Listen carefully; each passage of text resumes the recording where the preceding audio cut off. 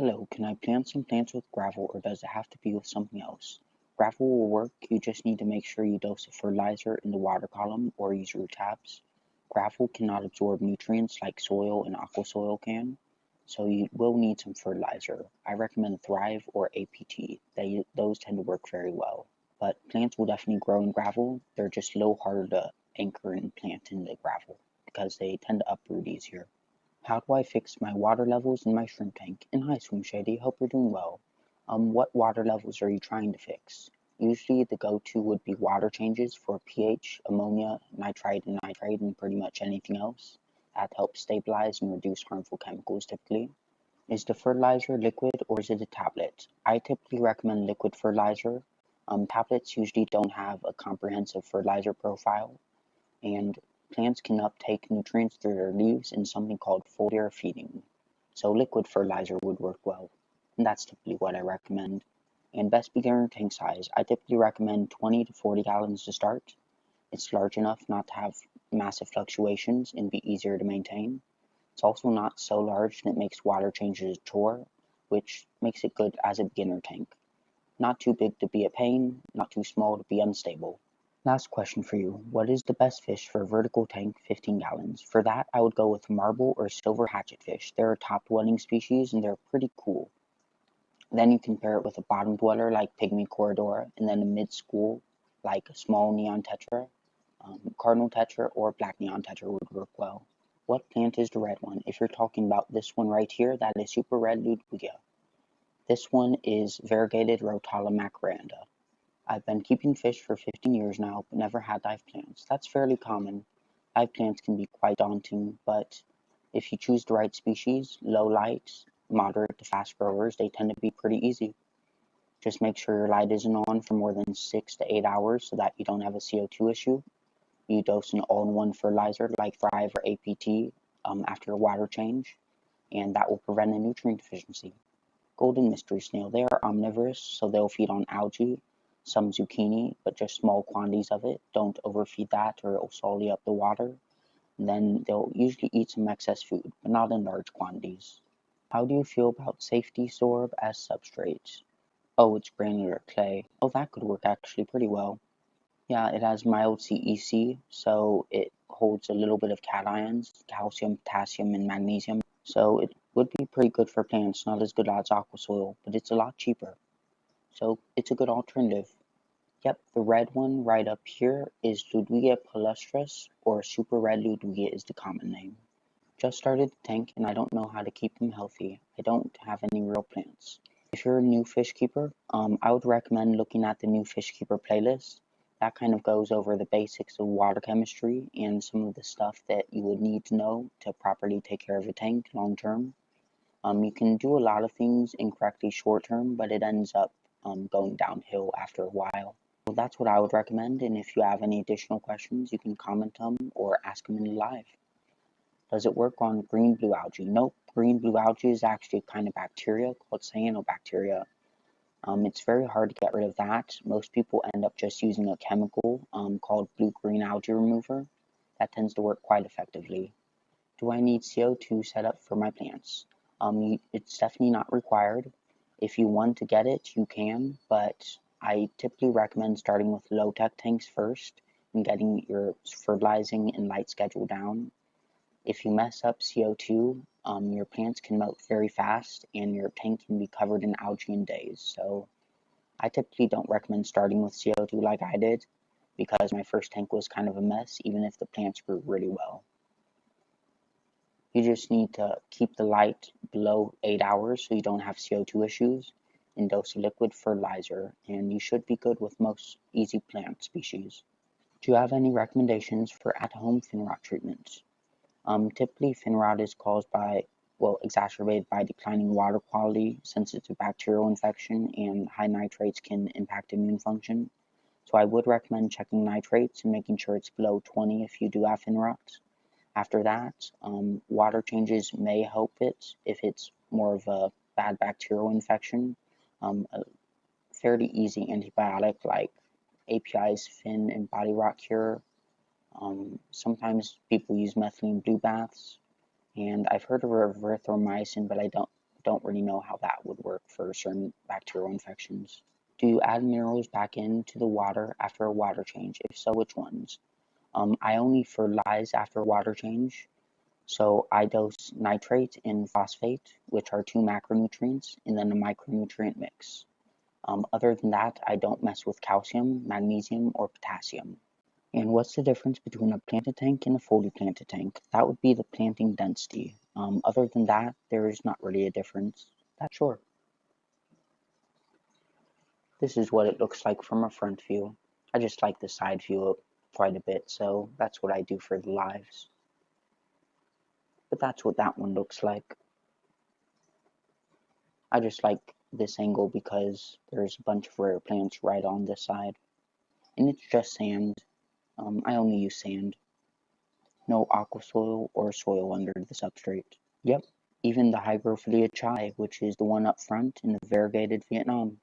I can show you real quick actually, because I have something that can displace the sand. Here. Because sometimes people don't actually believe me, which I find is odd. See?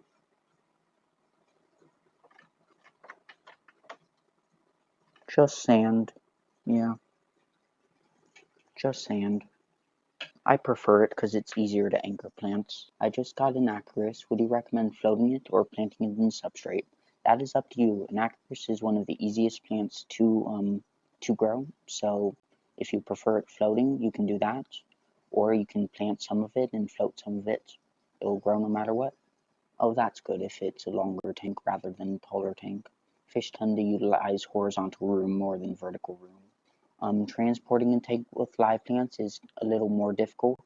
What I did when I moved is I drained the majority of the tank, so there was only a tiny bit, and then put wet paper towels on top of all of the live plants to keep the humidity and keep them moist.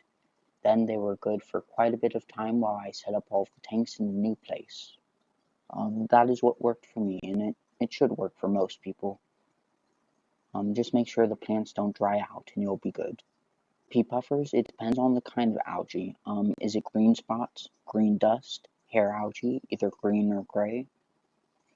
That will determine the cause and how I can help. Green spot, that's typically caused by a phosphate deficiency, or in some cases an extreme phosphate excess, I found. I'm guessing phosphate excess, since you have pea puffers, they're extremely messy, as you know.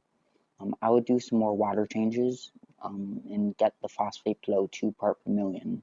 If you have a phosphate test, that would be great. If not, that would be beneficial to have if you have green spot algae. Is a 75-gallon big enough for an Oscar and a Jaguar?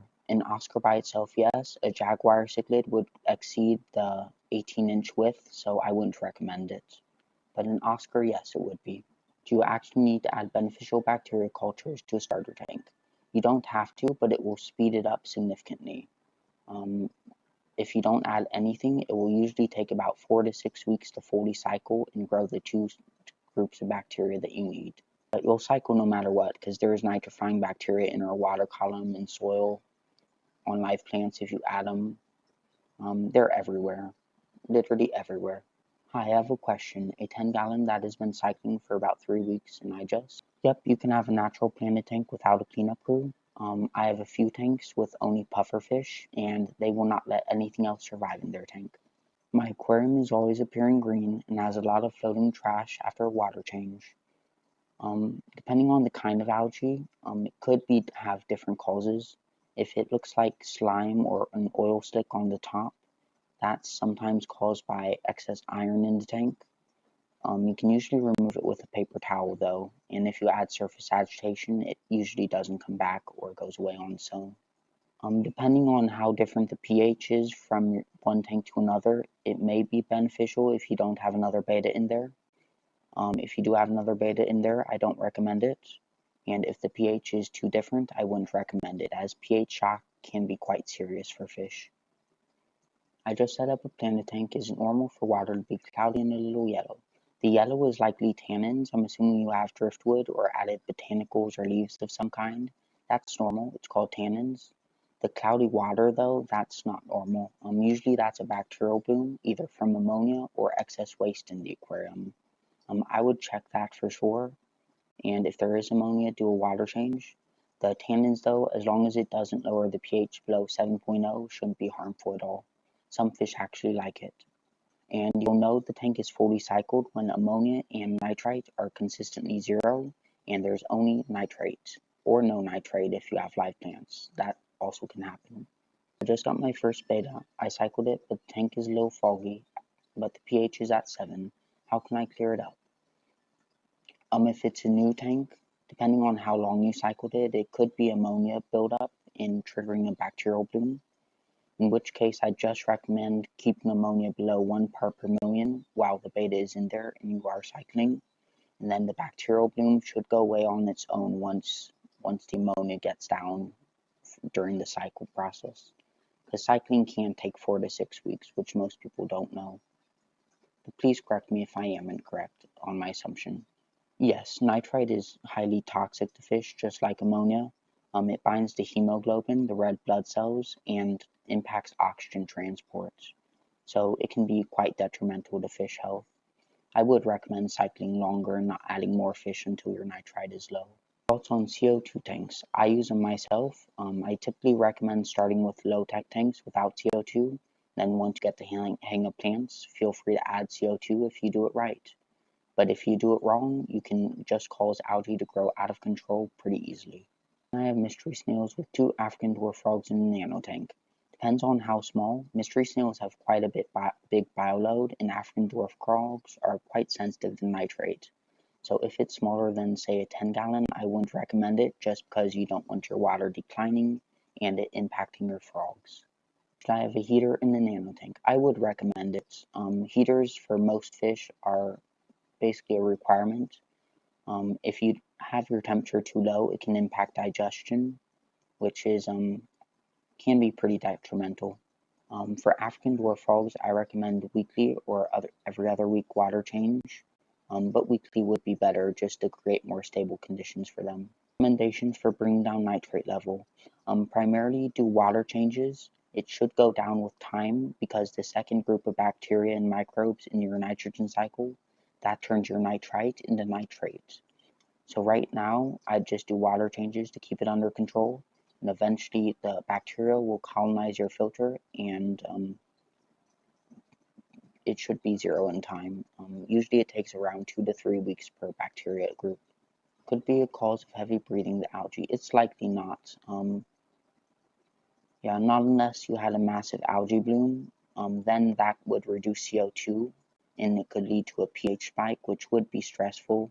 That's really the only cause that I can think of with algae. Otherwise, it wouldn't cause anything negative. I have a 5-day-old tank. Nitrites are 0.25 and nitrates are 20 part per million. How do I lower them? Primarily water changes. I would check ammonia if you have the test, but if you have the strips, I know that they don't have ammonia. If it's only 5 days old, it's more likely to have ammonia if you didn't add any bacteria and you didn't add a ton of live plants. But water changes would be your go-to primarily. Plants can help a little bit over time, but that's more of a consistent lowering rather than an immediate lowering. For another top dwelling species, hatchetfish would be a good option. The 2 most common species are the silver hatchetfish and the marble hatchetfish. They're pretty cool. And they are both schooling fish, though they aren't very active, I'll be honest. Danios are far more active compared to hatchetfish. Came out at 0, would a water change affect the bacteria? Not unless you messed with the filter. A volume water change wouldn't really affect it because the bacteria that cause your cycle are surface dwellers. They'll live on the surfaces of plants, the glass, and the filter media primarily.